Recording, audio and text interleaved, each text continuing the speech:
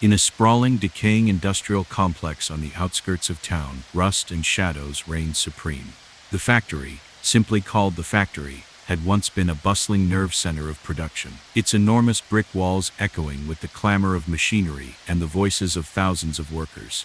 Today, however, the long abandoned halls and silent assembly lines stood as a monument to a bygone era. Late one humid autumn afternoon, amidst the groan of creaking metal and the faint drip of water from broken pipes, a crime would shatter the fragile calm that had settled over the place. Marcus Ellis, a dedicated shift foreman who had once overseen the factory's operations with quiet efficiency, was found dead in one of the vast shadowed corridors. His body lay face down on the cold concrete floor, his uniform once crisp and proud, now stained with dark patches of blood and grime. Near his outstretched hand was a torn scrap of paper, its message scrawled in hurried, uneven ink. Some secrets must never be unearthed. No one in recent memory had expected violence within these walls, but as the afternoon sun slanted through broken windows, casting jagged beams across the scene, it became clear that this murder was no random act. Detective Celia Parks arrived at the scene, just as the heavy clouds began to roll in, threatening rain. With a calm intensity that belied the grim discovery, she stepped carefully over debris and scattered remnants of industrial life. Her gaze traveled slowly over the scene, the exact angle at which Marcus's body had fallen, the subtle pattern of footprints leading toward a collapsed door, and the torn paper clutched in his calloused hand. Every detail was a clue, and every clue seemed to whisper that Marcus had uncovered something dangerous in his routine work. The investigation unfolded in fragments, each piece of evidence, like a shard of broken glass reflecting a part of the truth. Rather than following a linear path, Celia's inquiry took her into a labyrinth of contradictory accounts and hidden records. Her first interview was with a longtime night shift worker, Jerome, whose face was etched with worry. In a voice barely above a whisper, he recalled how, in the weeks preceding the tragedy, Marcus had grown increasingly preoccupied. He'd stare at the old ledgers for hours, Jerome said, nervously twisting a frayed cap in his hands. I'd see him jotting things down on scraps of paper during his breaks, almost as if he were trying to solve a puzzle that no one else could see. I didn't think much of it until I heard rumors that supplies were missing from our orders.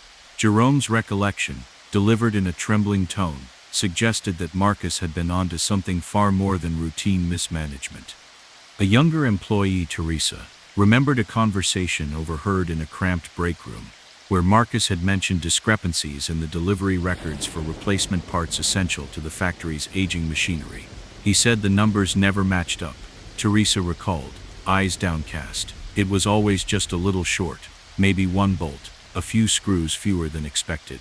I thought it was just a mistake, but then he said something about the figures being altered on purpose. Her words added an element of unease, hinting that Marcus's concerns might have been both justified and dangerous. Seeking to understand the full scope of what Marcus had discovered, Detective Parks obtained a warrant to search his modest apartment, located in a cramped building near the factory. The space was small, a single room with a low ceiling and bare walls, illuminated by a single window that offered a view of a barren parking lot. The apartment bore the marks of a life of hard work and simplicity. A threadbare sofa, a rickety table scattered with utility bills and old photographs, and a small bookshelf filled with manuals and faded documents. Hidden in a locked drawer of an old desk, Celia discovered Marcus's leather-bound journal. Its pages, yellowed with age and worn thin by constant use, began as a log of daily tasks, records of shifts, lists of equipment to be maintained, and notes about routine procedures. But as the entries progressed, a deeper narrative emerged. Marcus's writing became more urgent and erratic as he detailed observations that went far beyond ordinary work records. He recorded instances where the factory's supply orders for maintenance parts were consistently short by a few items. In one entry written just days before his death, he noted, "Every delivery is missing a little bit, a screw here, a bolt there. At first I assumed it was error, but the pattern is too consistent. It's as if someone is removing small portions to hide a larger truth. I fear if I follow this, I might expose secrets that some are desperate to keep hidden." The final lines of the journal were abruptly cut off, as if Marcus had been interrupted mid-thought, leaving behind an ominous void. At the same time, the cyber unit recovered fragments of deleted text messages from Marcus's old phone, the rugged device with a chipped screen and protective case, clearly well used on the job. The recovered messages, though fragmented and partially corrupted, revealed a series of terse, chilling warnings from an unknown sender using the alias Nightfall. One message warned, "Stop investigating or vanish," while another cautioned, "Dig too deep and the dark will consume you." The cold, unfeeling tone of these digital messages confirmed that Marcus had been receiving explicit threats, a stark indicator that his quiet quest for truth had provoked dangerous adversaries. Determined to trace the source of these warnings, Detective Parks expanded her investigation beyond Marcus's personal records. She turned her attention to the factory's administrative system, a digital archive that logged every supply order, maintenance request, and inventory adjustment over the years. With the cooperation of a veteran records clerk, Lewis, whose hands were stained with ink and whose eyes had witnessed decades of change, Celia began comparing the original handwritten ledgers with their current digital counterparts. The differences were minute, a number here, a date there, details so subtle they might have been dismissed as routine corrections. But when analyzed over the span of several fiscal periods, the small discrepancies added up to a significant diversion of resources. The data suggested that someone had been siphoning off funds by deliberately reducing the quantities recorded in the official logs, a methodical scheme executed with precision. Further financial analysis revealed that the missing amounts, though modest on any given day, had been aggregated over time to form a substantial sum, a sum that was then funneled into an offshore account linked to a shell corporation.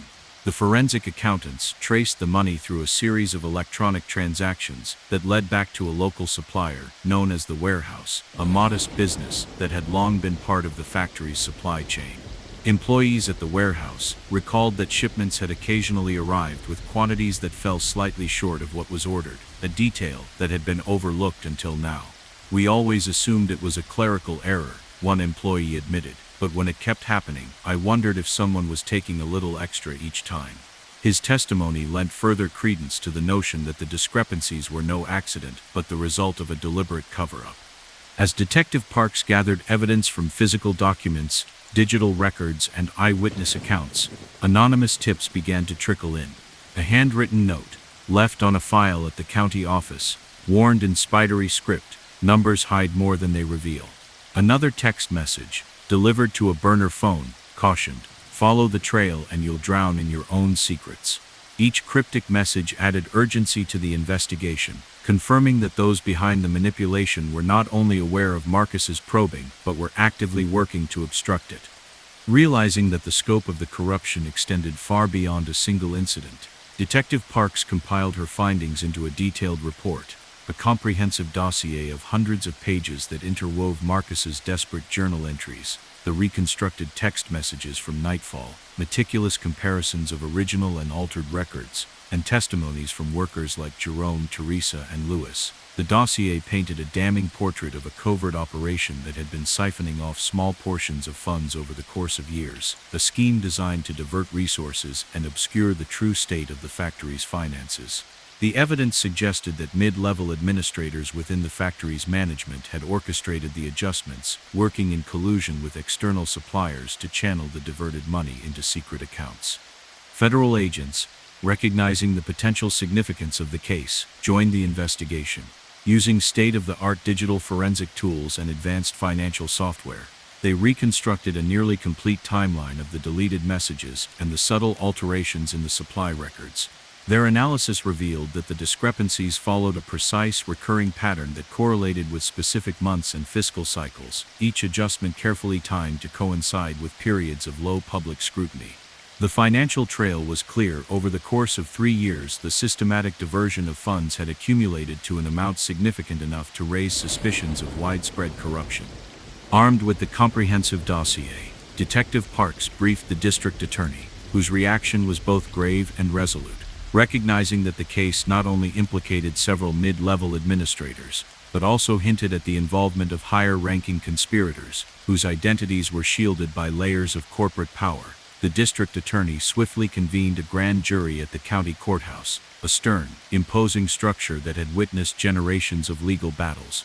During the grand jury sessions, which extended late into storm-driven nights, Expert witnesses testified about the digital forensic methods that had recovered the deleted messages, the statistical improbability that the discrepancies were the result of random error, and the painstaking process of comparing original ledgers with their digitally altered counterparts. Their combined testimony left little room for doubt. The discrepancies were the product of a deliberate, systematic effort to divert funds and cover up malfeasance. After hours of intense deliberation, the grand jury returned indictments on multiple charges, including fraud, conspiracy, and accessory to homicide, directly linking the manipulation of records to the murder of Marcus Ellis. The trial that followed unfolded over several weeks in a courtroom that buzzed with tension and quiet determination. Federal prosecutors presented a meticulously assembled case, supported by digital forensic experts who demonstrated vivid reconstructions of the deleted messages on large monitors. Forensic accountants revealed detailed graphs that illustrated how minute discrepancies, when aggregated over time, diverted a substantial sum from the factory's budget. Local records clerks and retired employees testified about the gradual alterations in the public ledgers, each testimony a piece of the puzzle that painted a damning picture of systematic corruption. When Detective Parks took the stand, her voice was steady and resolute as she recounted the fateful discovery in the deserted corridors of the factory. She described in detail the methodical process by which every scrap of evidence had been gathered, from the torn note clutched in Marcus's hand to the precise timestamps in the digital logs that had documented every illicit adjustment. Her testimony was interwoven with personal memories of long, sleepless nights spent poring over yellowed pages and reconstructing lost data. Every word she spoke was imbued with the weight of a truth that demanded to be revealed, even if the cost had been the life of one man. The trial resulted in the conviction of several mid-level administrators and technical operatives directly involved in the manipulation of the records. They received lengthy prison sentences, and their names became a somber reminder of what happens when power is abused for personal gain. Yet, as the courtroom slowly emptied and the gavel fell for the final time, many in the community felt that complete justice remained elusive. The highest-ranking conspirators, the masterminds who had orchestrated the cover-up from behind layers of corporate influence, managed to avoid full exposure by exploiting legal technicalities. Their identities remained redacted in the final public documents, leaving behind a lingering question mark that underscored the deep-seated corruption that might never be fully eradicated. In the months following the trial, the once neglected corridors of the factory became a symbol of a new beginning. The local government, spurred by public outcry and the irrefutable evidence presented in court, enacted sweeping reforms to overhaul the digital record-keeping systems. Robust encryption protocols were installed, independent audits of every transaction were mandated, and public access to historical records was expanded dramatically. The changes were not immediate, but over time, trust was slowly restored as the community witnessed the implementation of measures designed to ensure that no secret would ever again be hidden in plain sight. Independent journalists and documentary filmmakers seized upon the case, producing a series of in-depth reports that chronicled every facet of the investigation, from the shocking discovery in a forgotten corridor to the painstaking reconstruction of digital evidence that had unearthed a network of corruption. Academic conferences featured panels on digital ethics and public record keeping, and local schools incorporated the case into curricula as a poignant lesson in accountability and the importance of transparency. For Detective Celia Parks, the case remained a constant reminder of the fragility of truth and the relentless pursuit required to protect it.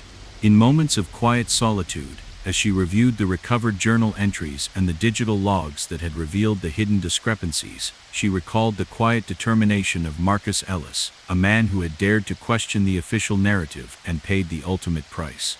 Each detail, from the final desperate scribbles in his notebook to the ominous warning sent from an unknown number, reinforced her commitment to ensuring that every hidden secret, no matter how small, would eventually be exposed. Years later, the legacy of the investigation had a lasting impact on the community. The factory, once a symbol of a lost industrial era now marred by a dark secret, had been repurposed as a public museum dedicated to preserving local history. Its original records, once manipulated in silence, were now displayed alongside exhibits that recounted the painstaking work of digital forensics and the courageous efforts of those who fought for transparency. Community leaders held regular public forums, where the integrity of records was discussed openly, and independent watchdog groups monitored every transaction with vigilance. Detective Parks continued to work on new cases, each one a reminder that the pursuit of truth was an unending journey. Her career was defined by the belief that even in the quiet corners of a forgotten factory, every detail held the potential to reveal a larger, often uncomfortable truth. The case of Marcus Ellis, with its intricate tapestry of digital clues, faded journal entries, and the silent testimony of altered records, became a rallying cry for a community that refused to let corruption go unchallenged. In the final analysis, the story of the factory murder was more than a recounting of crime. It was an evolving narrative of resilience and reform. It highlighted the importance of preserving accurate records and demonstrated the power of modern technology to unmask hidden deceptions. The transformation that followed, from a system marred by manipulation to one defined by rigorous transparency, was a testament to the collective will of a community determined to reclaim its history. And although the highest conspirators remained elusive, the commitment to uncovering every hidden truth shone through, ensuring that the legacy of that case would inspire vigilance for generations to come.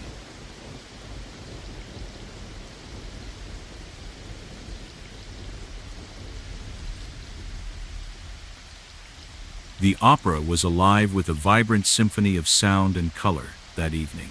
Lavish red velvet curtains, golden chandeliers, and intricate moldings defined the interior of the opera house, a monument of culture in the heart of the city. The audience, dressed in their finest, murmured excitedly as the orchestra tuned its instruments, and the stage lights slowly rose in anticipation of the performance. Amid the refined elegance and polished smiles, however, a sinister current stirred quietly behind the scenes. In the backstage corridors, narrow passages lit by harsh fluorescent bulbs that clashed with the grandeur of the main hall, a figure moved with determined stealth. Antonio Ruiz, the stage manager known for his meticulous organization and calm demeanor, had long ensured that every scene transition and lighting cue was executed perfectly. That night, as the final act was about to begin, Antonio's routine was shattered by a discovery that would unravel the harmonious facade of the opera house. While making his customary rounds near the prop storage, Antonio's eyes caught sight of something utterly out of place, a body lying in a cramped dressing room, partially obscured by discarded costumes and a toppled makeup table. The victim, later identified as Damien Frazier, a respected sound engineer, whose work had earned him quiet acclaim among the opera's technicians, was sprawled on the floor. His face, once animated by the thrill of live performance, was frozen in an expression of utter disbelief. Clutched in his hand was a piece of torn paper, the ink running in blurred smudges. The message, scrawled in hurried, almost desperate script, read, "Silence shatters everything." Antonio's breath caught in his throat as he fumbled for his radio. Within minutes, the quiet backstage was overrun by uniformed officers, their voices calm but alert, and forensic experts in protective gear began to cordon off the area. In the midst of this sudden, jarring chaos, Detective Simone Vega arrived. With her slate gray suit pressed to perfection, and an expression that blended determination with a subtle hint of sorrow, Simone surveyed the scene. She noted the careful arrangement of the victim's body, the absence of chaotic signs of struggle, and the torn note that lay like a final epitaph. Every detail seemed to be a calculated clue, each one a silent plea for the truth to be uncovered. Simone began her investigation by speaking with those who had last been in the vicinity of the dressing room. One of the costume designers, a young woman named Marissa, recalled that Damien had been unusually tense in the hours before the show. He was checking his phone more than usual, Marissa murmured, her eyes wide with recollection. I overheard him saying something about anomalies in the sound recordings and a strange message he'd received. I assumed it was nothing, just nerves before a big performance. I never imagined it would lead to this. Her soft voice wavered as she recalled the subtle hints that now coalesced into a darker picture. Another crew member, Luca, a lighting technician with a penchant for detail, mentioned that he had seen Damien lingering near the control room just before the final act. He seemed to be looking for something, Luca said, his tone low and hesitant. I thought he was checking on the audio cues, but he looked off, almost as if he was trying to decipher something hidden in the data. Luca's words painted a picture of a man on the edge, driven by a determination that may have cost him his life. Eager to unravel the mystery, Detective Vega secured a search warrant for Damien's modest apartment, located in a worn-down building just a few blocks from the Opera House. Inside, the apartment was sparsely decorated, a small living area with a threadbare sofa, a cluttered desk, and walls adorned with faded photographs of opera stars and old show posters. The space carried the faint scent of cigarette smoke and stale coffee. In a locked drawer of his battered wooden desk, Simone discovered Damien's personal journal. Its pages, edged in wear and marked with neat, hurried handwriting, chronicled the sound engineer's growing unease over the past several weeks. Early entries in the journal were practical, documenting daily tasks like calibrating sound equipment, maintaining audio levels during rehearsals, and coordinating with the orchestra. But as the entries progressed, Damien's tone grew more troubled. He began writing about discrepancies in the audio recordings from recent performances, small glitches that he initially dismissed as technical errors, but which upon closer examination revealed a pattern. In one entry, dated 3 days before his death, he noted, "There is a consistent interference in the recordings, as if someone is deliberately altering the frequencies. I'm starting to suspect that these aren't just random errors. I fear that someone might be tampering with the sound system, perhaps to cover up something." The final entry ended abruptly, leaving several lines incomplete as though interrupted by an unseen threat. Digital forensic experts were brought in to examine Damien's old smartphone, a device with a scuffed exterior that had clearly been well used on the job. They recovered fragments of deleted text messages and emails, many of which were exchanged with a contact who identified himself only as Echo. One reconstructed message warned, "Cease your investigation or be silenced," while another ominously added, "Delve no deeper. Some frequencies hide dangerous secrets." The stark, unyielding language of these messages confirmed what Detective Vega had begun to suspect. Damien's inquiries had disturbed someone with both the motive and the means to stop him. Simultaneously, Detective Vega turned her attention to the Opera House's digital archives. With permission from management, she accessed the historical audio logs and maintenance records stored on a series of outdated servers in the administration wing. Working with an experienced records clerk named Howard, whose steady hands had filed countless documents over decades, she painstakingly compared the current digital entries with the original handwritten logs kept in an old filing cabinet in the station office. What emerged was a series of subtle discrepancies, tiny differences in numerical values, slight alterations in timestamps, that when aggregated formed a consistent pattern of manipulation. The records for equipment orders and sound calibration settings had been repeatedly adjusted by a small fraction, a reduction so minor on any given day that it might have gone unnoticed, yet over time, it amounted to a significant misallocation of funds. The forensic accountants confirmed that these deviations, though minute individually, represented a deliberate siphoning off of resources, the total sum of which was substantial enough to suggest a coordinated scheme. As Detective Vega pieced together the evidence, she began receiving anonymous tips. One handwritten note, delivered in a plain envelope with no return address, read, "When frequencies shift, truth trembles. Stay silent or risk the final note." Another email, sent from an untraceable address, cautioned, "Your investigation will unravel you if you continue." Each message, cryptic and impersonal, underscored that someone was deeply invested in keeping the secret hidden. It was clear that the manipulation of the audio system and maintenance records was not merely a technical oversight, but a deliberate act aimed at concealing something far more sinister. The financial trail eventually led Detective Vega to a local supplier of sound equipment, known only as the Warehouse, a small business that had long been a trusted source for the Opera House. Publicly, the Warehouse was praised for its reliability, but when interviewed under condition of anonymity, a former employee revealed that shipments had sometimes arrived with quantities slightly lower than documented. "At first I thought it was an honest mistake," the employee confided. "But when it happened repeatedly, I began to suspect that someone was taking a small cut every time. I never imagined it would be part of a larger operation." The testimony added another layer of evidence to the case, linking the systematic discrepancies in the maintenance records to a deliberate financial scheme that diverted funds into unknown channels. Detective Vega consolidated her growing body of evidence, a mosaic of physical documents, digital messages, financial discrepancies, and eyewitness accounts, and prepared a detailed report.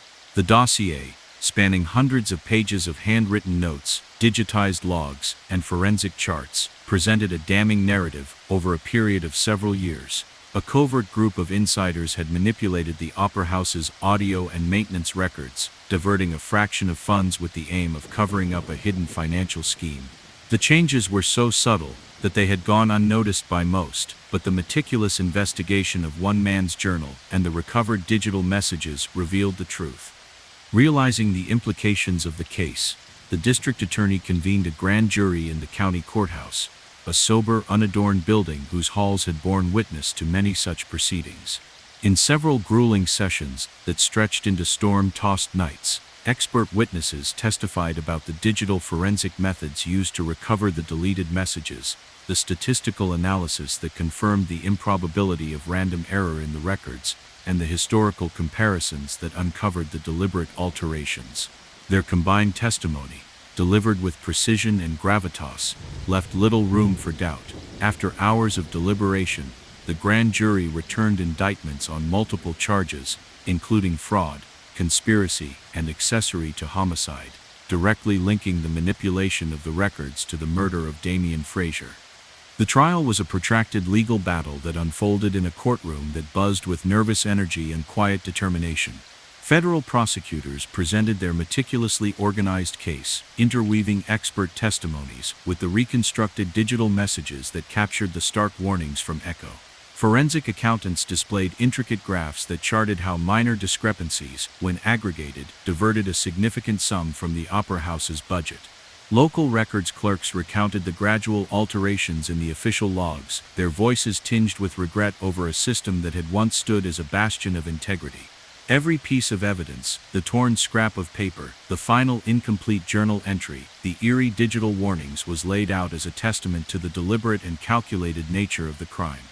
When Detective Vega took the stand, she recounted her investigation with a measured cadence, each detail underscored by the memory of that fateful night in the dressing room. She described the shock of finding the body, the painstaking process of recovering every digital and physical clue, and the long hours spent cross-checking records with her trusted colleague Howard. Her testimony was both technical and deeply personal, a narrative of a relentless pursuit of truth in the face of overwhelming odds. As she spoke, the courtroom fell silent, every listener absorbed in the gravity of her words and the undeniable evidence that had emerged from the shadows of the Opera House. The trial concluded with the conviction of several mid-level administrators and technical staff directly implicated in the manipulation of the records. They received lengthy prison sentences, and their names were inscribed in the public record as a warning to those who would dare compromise the truth. Yet the verdict carried with it a somber note. The highest-ranking conspirators, the masterminds behind the clandestine operation, had managed to avoid full exposure by cloaking themselves in legal complexities and institutional power. Their identities remained largely redacted, leaving behind an enduring question about the true extent of the corruption that had permeated the Opera House. In the months that followed, the Opera House itself underwent a transformation. Its management, now forced to confront the deep-seated flaws in its systems, instituted a series of reforms designed to restore transparency and accountability. New digital security protocols were implemented, independent audits of maintenance and financial records were mandated, and every adjustment in the official logs was subject to public review. The changes, though implemented gradually, signaled a firm commitment to ensuring that no hidden secret would again disrupt the integrity of the institution. Local media, spurred by the case's revelations, produced investigative reports and documentary features that captured every facet of the investigation, from the eerie discovery in the backstage corridors to the intricate digital reconstructions that unmasked the covert network. Community meetings were convened in plain conference rooms and public squares, where residents debated the ethical implications of digital record keeping and the importance of preserving an unaltered history. The story of Damian Frazier, a dedicated sound engineer, who had sought only to protect the truth and had paid the ultimate price for it, became a rallying point for those who believed that every whispered discrepancy, every small numerical shift, carried the potential to reveal a larger, often disturbing, truth. For Detective Simone Vega, the case became a defining chapter, a constant reminder of the fragile balance between order and corruption, between routine operations and the hidden agendas that could lurk within them. Even as new investigations emerged and the Opera House resumed its cultural programming, the memory of that dark night, when a simple piece of paper had carried a message of warning, remained vivid in her mind. In the solitude of her office, with the soft hum of digital logs and the faded pages of a long-lost journal laid out before her, she would often reflect on the power of perseverance and the belief that every hidden truth, no matter how well concealed, would one day come to light. Years later, the legacy of the investigation continued to echo throughout the community. The Opera House, once tarnished by a web of deception, was gradually restored to its former glory, a symbol not just of art and culture, but of a collective commitment to transparency and justice. Public records were now safeguarded with the latest digital protections, and independent audits ensured that every detail of the institution's history was preserved without alteration. In local classrooms, the case was studied as an exemplary instance of how the relentless pursuit of truth can disrupt even the most entrenched systems of power. Town meetings buzzed with lively debates about ethics and accountability, and a new generation of investigators drew inspiration from the work of Detective Vega. The story of that tumultuous night, when a body was found in a forgotten dressing room, when digital threats whispered of impending silence, and when a dedicated investigator unearthed a labyrinth of corruption, became a part of the Opera House's complex legacy. It was not merely a tale of tragedy and legal battles. It was a narrative that reshaped the institution's future and rekindled a community's belief in the power of transparency. Though the names of the highest conspirators remained veiled in redacted records, the unwavering commitment of those who fought to reveal the truth shone brightly, a guiding light that promised that no matter how deep the secrets, they would eventually be brought into the open. In the end, the investigation at the Opera House was not just a story of crime, it was an exploration of human resilience, the transformative potential of accountability, and the enduring conviction that every detail, no matter how small, is a thread in the larger tapestry of truth. And as the city's lights flickered in the distance and the Opera House stood proudly against the night sky, its legacy was forever intertwined with the unyielding quest for justice, a quest that despite every obstacle would never falter.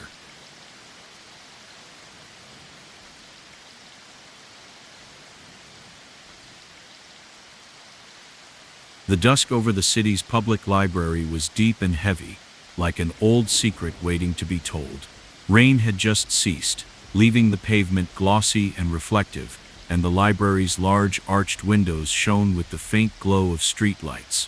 Inside, rows upon rows of books stood in silent testimony to decades of knowledge, their spines worn and pages yellowed. In one remote corner of the building, where the hum of fluorescent lights mingled with the whisper of turning pages, something was amiss, a disruption of the familiar sanctuary of ideas. A security officer on his routine midnight patrol discovered the body. In the back of the library's seldom-used research wing, behind towering shelves of archival materials, lay the lifeless form of a man in a faded suit. His eyes, once observant and gentle, stared vacantly at the ceiling, and his hands, slack at his sides, still clutched a single, unremarkable piece of paper. There were no signs of a struggle, only an eerie stillness that suggested the act had been calculated rather than frenzied. Detective Helena Rhodes arrived on the scene with a slow, deliberate pace. She surveyed the narrow corridor with a practiced gaze that missed nothing: the slight tilt of the victim's body, the scattered remnants of personal effects on the tiled floor, the faint impression of footprints that led away from the scene. The victim was identified as Leonard Banks, a dedicated reference librarian, known for his encyclopedic knowledge of local history and his quiet, unassuming manner. Leonard had been a fixture in the library for over 20 years, his calm presence reassuring to students and scholars alike. Now his lifeless body told a story of betrayal and unanswered questions. Helena's investigation began not with a timeline, but with impressions and memories gathered from the silent witnesses of the library. Early that evening, Leonard had been seen in his usual spot near the rare books section, carefully reshelving donations and meticulously checking the condition of a centuries-old manuscript. Colleagues recalled that he had been unusually preoccupied of late, spending long hours in the archive room and whispering to himself as if deciphering a hidden code buried within the records. Leonard was always curious about the origins of our collections, said Marjorie, a fellow librarian, whose eyes now glistened with a mix of sadness and disbelief. But lately he seemed troubled, as if he'd uncovered something that shouldn't be there. I thought it was just his passion for history, but now, I fear it was something much more dangerous. Helena visited the library's break room, where a few late shift employees huddled over lukewarm coffee. An assistant named Ramon, whose nervous hands betrayed his uncertainty, mentioned that Leonard had received several phone calls in the hours before closing. He looked at his phone as if expecting something, and he left in a hurry once the shift ended. Ramon said, I overheard him mention that something wasn't right with the archival records, but I didn't press him for details. The quiet murmur of the employees, the shared glances of concern, and the hushed tone of their voices painted a picture of a man on the brink, a man who might have been close to unveiling secrets that some would kill to keep hidden. Helena then obtained a search warrant for Leonard's small apartment in an aging building not far from the library. The apartment was modest, its single room dimly lit by a solitary lamp, with shelves of books lining the walls and a single window overlooking a quiet street. On a battered wooden desk, cluttered with notes and loose papers, Helena discovered Leonard's personal journal. The journal, its leather cover cracked by time and its pages filled with careful handwritten entries, began as a log of routine tasks documenting daily activities, listing phone calls, recording the temperature and humidity of the archive room. But as the entries progressed, a different tone emerged. Leonard had begun noting discrepancies in the library's archival system. In one entry, he wrote, the donation records for the rare books have inconsistencies, names that do not match the original labels, dates that are off by months. It appears that someone has been altering the records. I'm trying to piece together the truth, but every answer only deepens the mystery. The entry ended abruptly, the final words trailing off as if Leonard had been interrupted. The raw urgency in his penmanship hinted at a man driven to desperation by a discovery he could neither fully understand nor ignore. Simultaneously, the cyber unit recovered fragments of deleted SMS messages from Leonard's aging mobile phone, a relic with a cracked screen and fading keys. These messages, though incomplete, conveyed a stark sense of forewarning. One partial message read, "Don't continue, this isn't just about books," while another stated, "Leave it alone," or, the messages, devoid of overt emotion, left little room for doubt. Someone had warned Leonard to cease his inquiries. The tone was cold, lacking any personal touch, as if the sender had been trained to deliver a warning without compassion.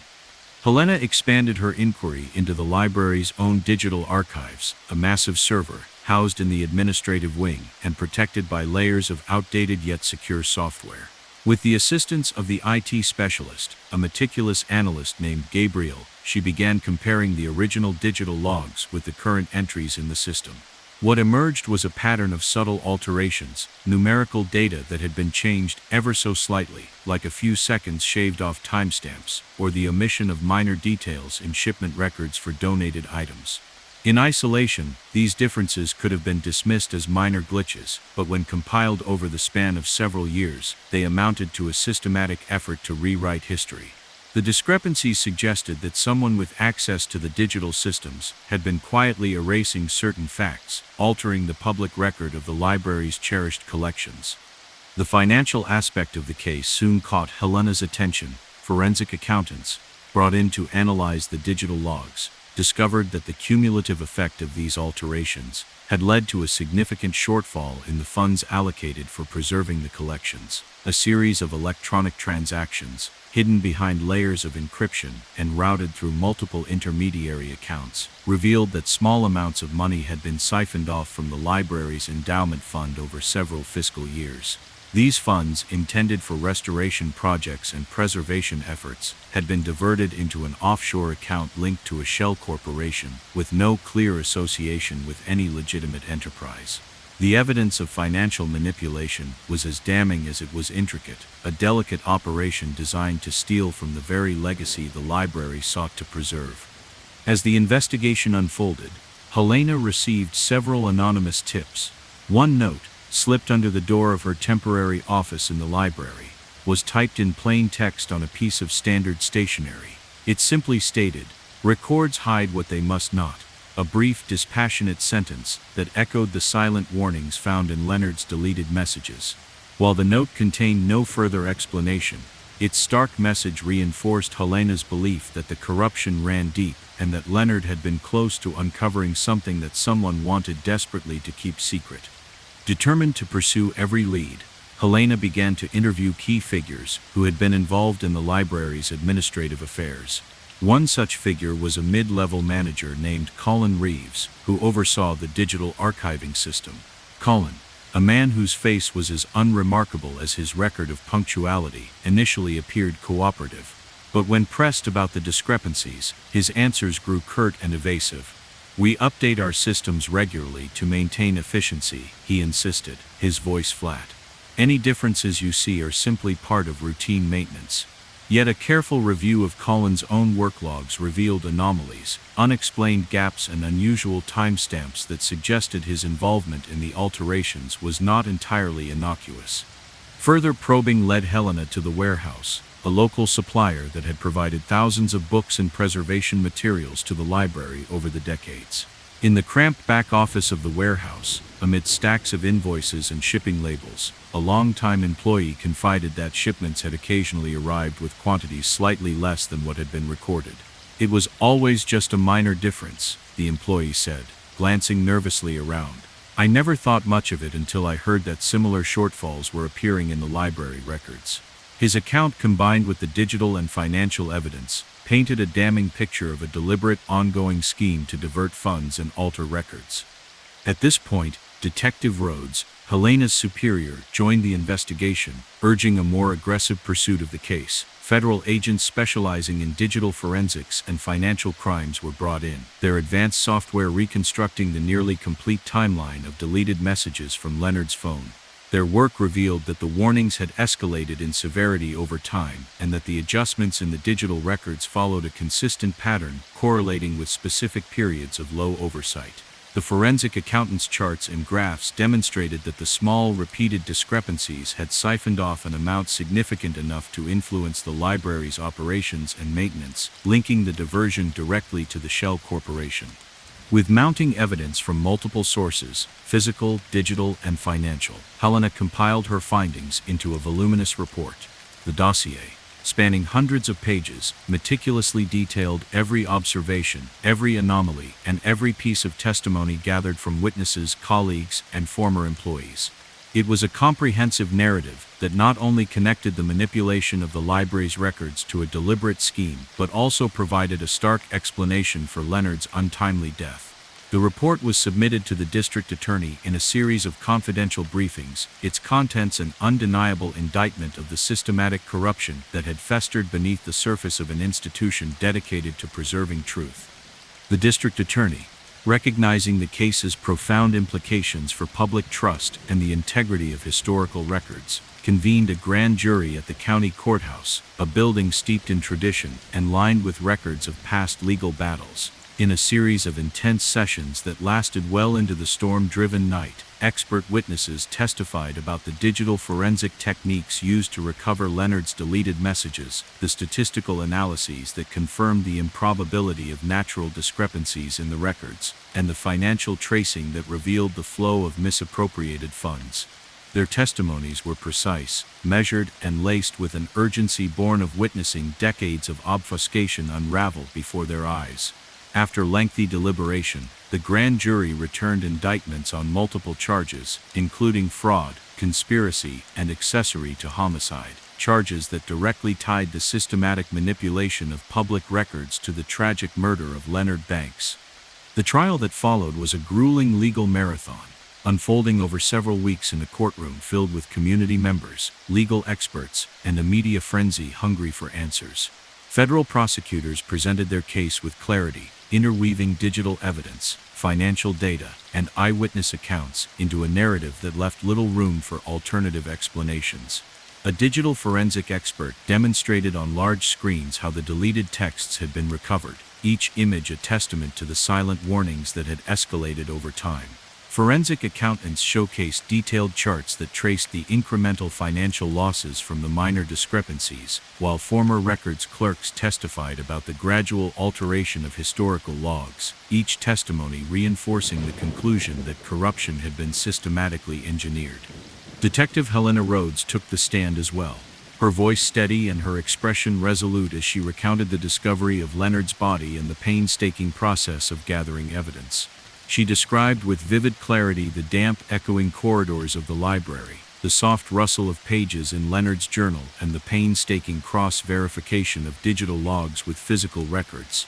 Her narrative, filled with precise details and reflective pauses, underscored the immense personal cost of uncovering the truth, a cost measured not only in lost funds but in a dedicated life cut short. Her testimony resonated deeply with the jury, capturing the intersection of technical detail and human tragedy. Ultimately, the trial culminated in convictions for several mid-level administrators and technical staff directly implicated in the scheme. They received lengthy prison sentences, and their names were entered into the public record as a warning against the manipulation of history for personal gain. However, the verdict left a lingering sense of incompleteness. The highest-ranking conspirators, the masterminds who had orchestrated the cover-up from behind layers of bureaucracy and digital complexity, managed to evade full exposure through intricate legal maneuvers. Their names remained redacted from the final judgments, a somber reminder that despite a significant legal victory, the full extent of the corruption had not been completely laid bare. In the wake of the trial, the atmosphere at the library began a slow, transformative process. The management, now under relentless public scrutiny, overhauled its digital record-keeping systems, installing state-of-the-art encryption and mandating independent audits of every transaction. Public access to archival records was expanded dramatically, ensuring that the true history of the institution could no longer be hidden from view. Community leaders organized public forums where citizens debated the ethics of digital archiving and the importance of preserving historical integrity, and local educators integrated the case into curricula as a powerful lesson in accountability and the cost of silence. Investigative journalists produced a series of in-depth reports and documentaries that detailed the twists and turns of the investigation, from the grim discovery in the back corridors of the library to the painstaking reconstruction of deleted digital messages. Academic conferences featured panels on the ethics of record-keeping and the evolving role of digital forensics in uncovering systemic corruption, ensuring that Leonard Banks's story would resonate with future generations. Detective Helena Rhodes continued her work with a renewed commitment to transparency. In quiet moments, late at night, when the library's echoing halls were empty, she would reflect on the relentless pursuit that had brought her face to face with a deeply entrenched network of deception. The faded pages of Leonard's journal, the reconstructed text from his phone, and the subtle numerical shifts in historical records were constant reminders that even the smallest detail, when left unchecked, could expose a vast network of betrayal. Years later, the legacy of the investigation had reshaped not only the internal workings of the library, but the entire community's relationship with its history. The digital records, once vulnerable to tampering, now stood as an exemplar of public accountability, continually monitored by independent auditors and available for review by any interested citizen. Community forums and town meetings became arenas for open debate about the importance of preserving an unaltered past, and the case was discussed widely as a watershed moment in the fight against corruption. For many, the story of Leonard Banks was more than a tale of murder. It was a reminder that every institution, no matter how venerable, could be compromised by those who sought to rewrite history. His quiet determination to maintain the integrity of the records had cost him his life, but in doing so, it ignited a commitment to truth that would ripple through the community for years to come. In the end, the investigation at the library was not simply a record of one man's untimely death, nor was it merely a legal triumph against systematic corruption. It was a multifaceted journey, a complex interplay of digital sleuthing, financial analysis, and human courage that revealed the enduring power of accountability. Though some questions remained unanswered, and the identities of the highest conspirators continued to elude public exposure, the case had left an indelible mark on the community's collective consciousness. Every new public record reviewed, every independent audit conducted, and every forum held to discuss the case was a tribute to Leonard's legacy, a testament to the belief that no matter how deeply secrets are buried, persistent inquiry will eventually bring them into the light.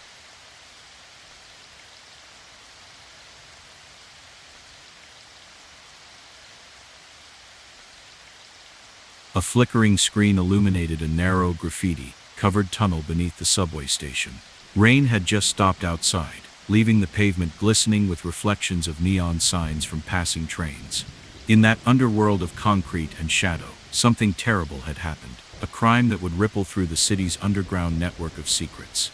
It began with a discovery made by an off-duty transit worker named Devon. While checking the security cameras in the control room, he noticed a gap in the usual footage along a deserted platform corridor. Curiosity compelled him to descend the rickety stairs into the depths of the tunnel, where the stale air carried the faint odor of damp concrete and rusted metal. There, amid scattered debris and puddles reflecting the dim overhead lights, lay a body. The victim, later identified as Everett Mason, was a young maintenance technician, known for his friendly demeanor and quiet dedication to keeping the subway running smoothly. Everett's lifeless form was slumped against a crumbling brick wall, his clothes soaked and stained with dark blotches of dried blood. In his clenched fist, a small scrap of paper was barely visible, a final message scrawled in hurried, unsteady letters: "Unseen truths bleed." Devon's hands shook as he called for help, and within moments the tunnel was flooded with flashing blue lights and the low murmur of uniformed officers. The normally transient world of the subway had paused for a moment of grim revelation. Forensic specialists in protective suits began to document every detail. The pattern of footsteps leading away from the body, the smudges of blood on the rough brick, the almost imperceptible signs of a struggle, a displaced piece of metal, a smudge of soot near a broken lamppost. It was clear that the scene had been set deliberately, the victim placed as if to send a final silent message. Detective Celeste Moran arrived on the scene as twilight deepened outside, her dark eyes scanning the tunnel with a blend of determination and quiet sorrow. Known for her unconventional methods and an uncanny ability to read between the lines of digital data and human testimony, Celeste methodically began her investigation.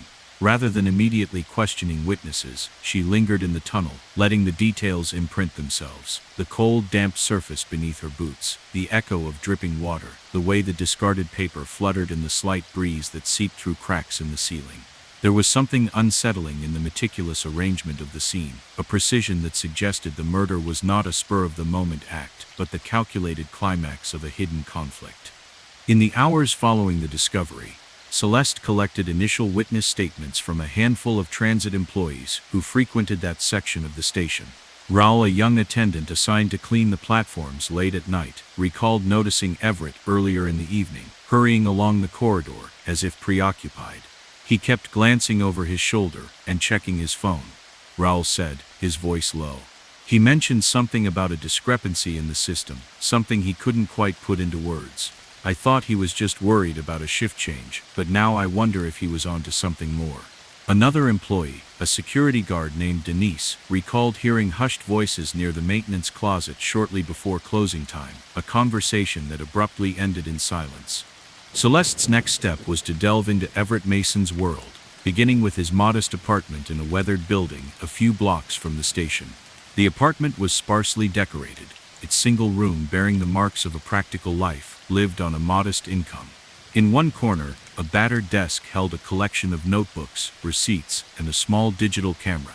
Carefully, Celeste rummaged through a locked drawer and discovered a leather-bound journal. The pages, faded and creased, were filled with neat, deliberate entries that documented Everett's daily tasks, his routine checks on equipment, and his personal reflections. Early entries were mundane, lists of shifts, notes about repairs, and sketches of subway maps. But in the later pages, a darker tone emerged. Everett had begun to record discrepancies in the maintenance logs, minor shortages in spare parts, subtle differences in the recorded versus delivered quantities of cleaning supplies, and entries that hinted at irregularities in the scheduling of equipment servicing. One entry, written just days before his death, read, "Every week, a few items are missing. I initially assumed it was a clerical error, but the pattern is too consistent. I fear someone is siphoning off resources, and if I dig too far, they might decide to silence me." The final lines of the journal were abruptly cut off, as if he had been interrupted mid-thought. Meanwhile, the cyber unit managed to recover fragments of deleted text messages from Everett's rugged cell phone. The recovered messages, though fragmented, carried an unmistakable chill. One message, barely legible, warned, "Stop investigating now," while another said, "If you keep digging, you'll be gone." The messages, devoid of any softening sentiment, confirmed that Everett's probing had attracted the attention of someone determined to maintain secrecy. With these physical and digital pieces of evidence, Detective Moran began connecting the threads that wound through the labyrinthine records of the subway system. Permission was granted to review the administrative logs stored on a secured server in the Transit Authority's basement, a repository of data tracking every maintenance order, equipment delivery, and shift report. Working alongside a veteran IT analyst named Norman, Celeste pored over rows of numerical data and time-stamped entries. At first, the differences were subtle, just a few digits off here and there, but as she compared the current records with older archived logs, a pattern emerged. Over several months, small discrepancies had been systematically introduced. The quantities of essential spare parts recorded on digital logs were consistently lower than those noted in original paper records. The cumulative effect, when analyzed statistically, revealed a significant diversion of funds and materials, a covert siphoning that had likely taken place under the radar. The financial trail, reconstructed by forensic accountants, pointed to an offshore account linked to a shell corporation operating under an unassuming title. Although the sums involved in any single transaction were minimal, over time they had accumulated into a substantial loss, one that could only be explained by a deliberate scheme to misappropriate resources. The analysis suggested that a group of mid-level administrators, possibly in collusion with external suppliers, had exploited vulnerabilities in the digital system to divert funds away from essential maintenance and into hidden channels. In a quiet conference room at the Transit Authority's headquarters, a sterile space with white walls and fluorescent lighting, Detective Moran convened with the IT team and forensic accountants. The room was filled with the hum of computers and the occasional murmur of technical discussion. On one large screen, Norman displayed a series of graphs that charted the incremental discrepancies in the maintenance logs over several fiscal quarters. The numbers, seemingly insignificant at first glance, formed an undeniable pattern when viewed in aggregate, a pattern that confirmed the existence of a systematic cover-up. The forensic accountants elaborated on the findings, showing how the diverted funds had flowed through a series of intermediary transactions, eventually disappearing into an untraceable offshore account. Every chart, every figure, added weight to the theory that Everett had stumbled upon a conspiracy that someone was desperate to conceal. As the investigation intensified, Detective Moran began receiving anonymous tips in various forms, a handwritten note delivered to her at the transit office, a casual comment overheard in a crowded coffee shop near the station. One note, left on the door of a filing cabinet in the IT department, read simply, "Curiosity can be costly." Though sparse in detail, these tips underscored that the individuals behind the scheme were aware of the probe and were willing to use intimidation to deter further inquiry. Despite the mounting evidence, the investigation took an unexpected turn when federal agents joined the team. With advanced digital forensics tools at their disposal, they were able to reconstruct a near-complete timeline of the deleted messages, revealing that the warnings had grown progressively more severe in the weeks leading up to Everett's disappearance. The federal team also traced the financial transactions in painstaking detail, confirming that the minor discrepancies in the maintenance logs had been part of a deliberate, orchestrated effort to divert resources. The collective evidence now painted a grim picture. A network of insiders had systematically siphoned off funds over a period of years, and when Everett began to document the irregularities, he became a target. Detective Moran compiled all her findings into an exhaustive report, a thick dossier that spanned hundreds of pages, interweaving physical evidence, digital reconstructions, financial charts, and eyewitness testimonies into a coherent narrative. The report described how, over a prolonged period, the digital records of the subway maintenance system had been subtly manipulated to conceal the theft of funds and materials, a scheme that had ultimately led to Everett's murder. The dossier was submitted to the district attorney in a series of confidential briefings, its contents an unequivocal indictment of a covert operation that had infiltrated the very heart of the transit authority. In response, the district attorney convened a grand jury at the county courthouse, a utilitarian building with bare walls and a quiet history of legal proceedings. In several grueling sessions that lasted deep into storm-riddled nights, expert witnesses testified about the digital forensic methods used to recover the deleted text messages, the forensic accounting techniques that demonstrated the improbability of random discrepancies, and the painstaking process of comparing current digital logs with original handwritten records. Their testimonies, technical and unyielding, left little room for doubt. After lengthy deliberation, the grand jury returned indictments on multiple charges, including fraud, conspiracy, and accessory to homicide, charges that directly tied the systematic manipulation of digital records to the tragic death of Everett Mason. The trial that followed was a marathon legal battle, unfolding over several weeks in a crowded courtroom that buzzed with anticipation and resolve. Federal prosecutors presented their case with precision, interweaving visual evidence from digital forensic reconstructions with detailed financial graphs that traced the flow of misappropriated funds. A digital expert demonstrated, on large monitors, how the deleted messages recovered from Everett's phone formed an uninterrupted chain of warnings, a chain that escalated in severity until the final fatal days. Forensic accountants presented elaborate charts, each one a careful tally of minor discrepancies that, when combined, represented a substantial sum diverted over time. Witnesses, including former employees and records clerks, testified about the slow, almost imperceptible changes that had been made to the maintenance logs, a process that in retrospect appeared meticulously orchestrated to conceal the truth. When Detective Moran took the stand, she spoke with a clarity that was both technical and deeply human. She detailed every step of her investigation, the moment she first stepped into the rain-damp tunnel and discovered the body, the painstaking process of retrieving Everett's journal from his humble apartment, the long hours spent cross-checking digital records with original paper logs, and the constant, unrelenting anonymous warnings that had haunted her every step. Her testimony was delivered in measured tones, each detail meticulously recounted, allowing the jury to grasp the full scope of the covert operation and the personal toll it had taken on a dedicated individual. Her words painted a portrait of a man who had given his life to uncover the truth, a truth that had been systematically suppressed by those who operated in the shadows. Ultimately, the grand jury's indictments led to the conviction of several mid-level administrators and technical staff directly implicated in the scheme.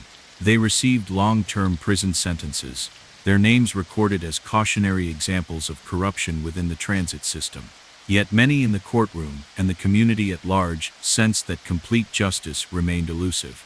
The highest-ranking conspirators, the architects behind the cover-up, managed to exploit legal loopholes and maintain a cloak of anonymity that shielded them from full accountability. Their identities were redacted from public records, leaving a lingering sense of unresolved betrayal, a reminder that even when the surface is exposed, the deepest secrets may still remain hidden. In the wake of the trial, the atmosphere at the Transit Authority began to shift. Management, under intense public pressure and the relentless scrutiny of independent auditors, overhauled the digital record-keeping system. New protocols were introduced that mandated regular audits, robust encryption, and public access to the official logs. These measures, though not erasing the scars of corruption, gradually restored public confidence in the integrity of the transit system. The case spurred a broader movement in the community, a push for transparency in all public institutions, and a collective commitment to ensure that even the smallest anomaly in the records would be promptly investigated. Local media outlets, driven by an unyielding dedication to accountability, produced a series of investigative reports and documentaries that meticulously chronicled every phase of the investigation, from the first grim discovery in the subway tunnel to the painstaking digital reconstructions that had laid bare a covert network of corruption. Academic conferences featured panels on digital forensic science and the ethics of public record keeping, while civic organizations held town hall meetings to discuss the lessons learned from the case. The story of Everett Mason, a quiet maintenance technician whose determination to reveal the truth cost him his life, became emblematic of the enduring struggle against corruption, a testament to the power of vigilance and the belief that no secret, however carefully hidden, can remain concealed forever. Detective Celeste Moran continued her work with a profound commitment, her career defined by the relentless pursuit of truth in an increasingly digital world. In the quiet moments between cases, late at night when the hum of computer servers filled her small office, she often revisited the recovered pages of Everett's journal and the digital fragments that had once held the ominous warnings. Each piece of evidence was a reminder that the smallest detail could be the key to unlocking a vast network of deceit, and that every uncovered discrepancy was a victory against those who would rewrite history for their own benefit. Years later, the legacy of the investigation resonated throughout the city. The subway system, once marred by a shadowy scandal, was now celebrated for its robust transparency measures and independent oversight. Public records, once manipulated in secret, were accessible to all citizens, a safeguard against future corruption. Community activists and local scholars frequently cited the case as a landmark moment in the fight for accountability in public institutions, inspiring a new generation to question, investigate, and demand that the truth be preserved.